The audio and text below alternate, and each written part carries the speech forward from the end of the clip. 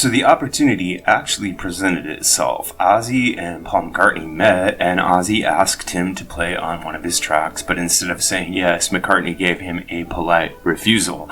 And here is a clip of McCartney speaking to Ozzy about why he didn't want to play on one of his tracks. And I was just saying to the guys why I didn't do the bass, because I didn't want to blow your guy out. I only would have played what he played. And because you were threatening to sing on mine, I thought, So in case you didn't catch it there, what McCartney said was, I didn't want to blow your guy out, which of course was a joke. We're not sure what the real reason is, and that's one of the reasons that I'm making this video, is because I'd like your opinion on why you think McCartney declined to guest on one of Ozzy's songs. Now, Ozzy's solo career is full of legends who joined him in the studio, people like Randy Rhoads, J.K. Lee, Zakk Wylde, and even outside of his own bands, people like Eric Clapton, Jeff Beck have been collaborators or guest stars on Ozzy's songs. But it's a bit of a sting to Ozzy and his fans that his hero, Paul McCartney, never participated in one of these guest spots. On the flip side, McCartney has guested on plenty of other artists' records over the years. He played bass for Elvis Costello, traded riffs with Stevie Wonder on Ebony and Ivory, sang with Michael Jackson on tracks like Say Say Say, and even showed up with Kanye West and Rihanna decades later.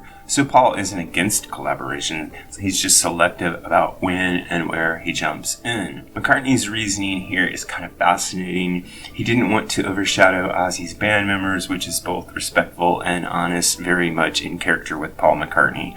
But can you imagine what the collaboration would have sounded like? Ozzy's heavy edge combined with Paul's melodic genius. It could have been one of the great crossovers in rock history. And in fact, you could flip that. You could say, well, Paul has a genius for heavy riffs like Helter Skelter, and Ozzy has a gift for melody like the entire catalog of his music shows. So I wish it would have happened, because I really believe that the Beatles and Black Sabbath are two of the most important bands in history, and any kind of collaboration between the two would have been great, and probably the music would have been fantastic. But I guess what we're stuck with is imagining what if, because it never took place. So what do you think? Why do you think Macca turned Ozzy down? Was it really about not wanting to overshadow his band, or do you think there was another reason? Like I say, I can't buy that stated reason as the real thing. I think that he didn't want to be associated with Black Sabbath, maybe, or maybe he just didn't think that Ozzy had any kind of material that he would be a good fit for. Like I say, I'm anxious to hear what your perspective is, so drop your comments in the section below. This is what I think, but what really matters is what you think. So if you have an idea about this or any other topic connected to classic or contemporary music, please drop it in the section below, and remember to like and subscribe. Thanks a lot.